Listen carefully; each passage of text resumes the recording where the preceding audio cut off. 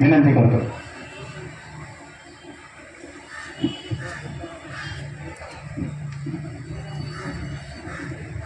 दीक्षाभूमी मंत्रालय पत्रकार संवाद यात्रेच्या निमित्तानं आज शेवटचा दिवस आहे।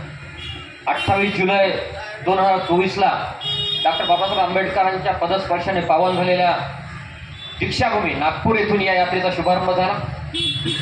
पहिल्या टप्प्यामध्ये विदर्भ, खानदेश आणि उत्तर महाराष्ट्र आणि दुसऱ्या या टप्प्यामध्ये मराठवाडा, पश्चिम महाराष्ट्र, कोकण आणि मुंबई, ठाणे आणि आता दुपारी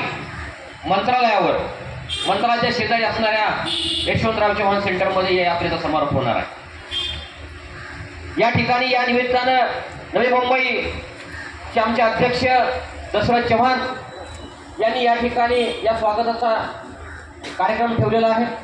याबरोबर या ठिकाणी संभाजी ब्रिगेडचे प्रमुख शिवश्री मारुतराव फुटवड साहेब ज्यांनी आता मनोगत प्रस्तावित व्यक्त केलं, ते विजयानंदजी माने साहेब जे सूत्रसंचालन करतायत आणि त्यांनी सांगितलं की आम्हालाही मार्गदर्शन करावं, वकिलांना मार्गदर्शन करणं होत, त्यामुळे ते सोमनाथजी गायकवाड साहेब या ठिकाणी माझ्याबरोबर जे प्रवास करतायत, ज्यांनी या यात्रेमध्ये गेली 24-25 दिवस प्रवास करतायत, ते राज्याचे सरचिटणीस विश्वासराव आरोटे, राज्य समन्वयक आमचे संतोषजी मानूरकर आणि माझ्याबरोबर असलेले असंख्य पत्रकार काही पुढे गेले तर आणि या प्रवासात मित्रहो, आपल्या सगळ्यांना प्रश्न पडला असेल की अनेक यात्रा वेगवेगळ्या निघतात, मात्र पत्रकारांची संवाद यात्रा ही काय आहे?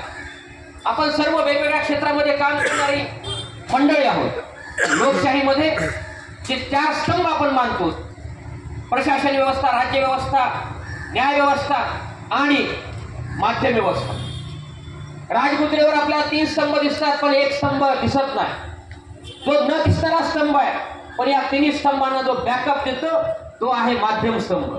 आणि म्हणून या माध्यम क्षेत्रामध्ये कोरोनानंतर जी परिस्थिती बदललेली आहे, या बदललेल्या परिस्थितीमध्ये अनेक समस्या उभा राहिलेल्या आहेत, अनेक संकटांना सामोरं जावं लागत आहे आणि सामान्य माणसाचा आवाज लोकशाहीमध्ये जर व्यवस्थेपर्यंत पोहोचायचा असेल, सामान्य माणसाला न्याय देण्याची भूमिका जर व्यवस्थेला घ्यायला भाग पडायचा असेल, सामान्य कार्यकर्त्याला त्याचे विचार जर लोकांपर्यंत पोहोचायचे असतील, व्यवस्थेमध्ये होणाऱ्या अन्यायाला जर वाचा फोडायची असेल, तर त्या व्यवस्थेमध्ये माध्यम व्यवस्था ही सक्षम असणं आवश्यक आहे।